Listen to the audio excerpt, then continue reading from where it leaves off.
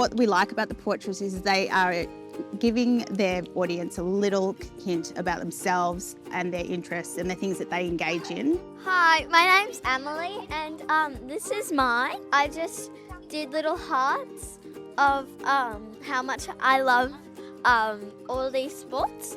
When they walked into junior school this morning, I saw them all rushing up to the new hoarding and identifying their own pieces of artwork and those of their friends. It really was absolutely delightful. The precinct is more than just about physical activity.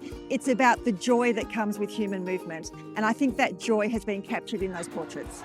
This just sums up how the team feels, which is we're working with this live community. The girls have done a fantastic job. Some of the best aspects of working this project is being part of the wider MLC campus and being able to deliver on this dream, being the Aquatic and Sports Centre. We can see this for generations being used, and it's so important at the very start to get it right for the long-term future.